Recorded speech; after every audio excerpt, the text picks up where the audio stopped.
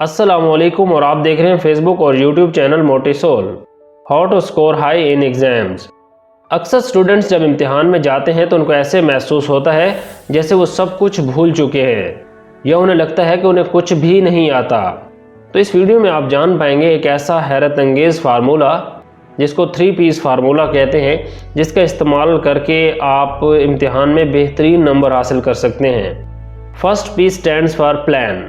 जब भी आपके सामने पेपर है तो सबसे पहले आपने उसको गो थ्रू करना है।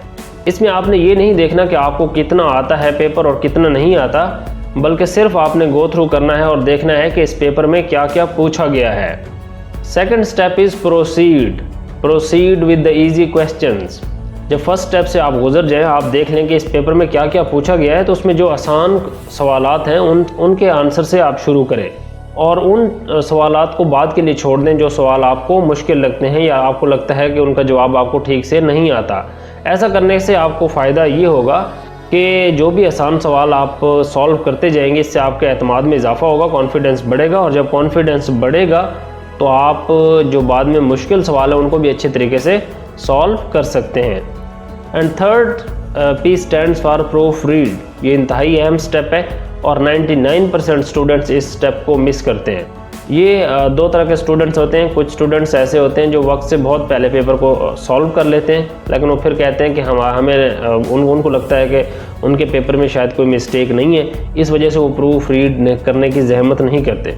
दूसरी तरह के स्टूडेंट्स वो हैं जो कि पेपर जब सॉल्व करते हैं तो उनको इतना ज़्यादा टाइम लगता है पेपर सॉल्व करने में कि उनके पास टाइम ही नहीं बचता कि वो प्रूफ रीड कर सकें। ये दोनों स्टूडेंट ही गलत करते हैं। प्रूफ रीड के लिए आपको कम से कम 10 से 15 मिनट आखिरी जो है वो रखने हैं, और इसमें आपने देखना है कि जो क्वेश्चंस आपने सॉल्व किए हैं उनमें कोई मिस्टेक ना हो, कोई स्पेलिंग की मिस्टेक ना हो, कोई वर्ड मिस ना हुआ हो, कोई फार्मूला आपने मिस ना किया हो, या कोई ऐसी चीज़ आपने ना छोड़ी हो जो कि आप समझते हो कि आप बाद में उसको करेंगे लेकिन आप भूल चुके हो।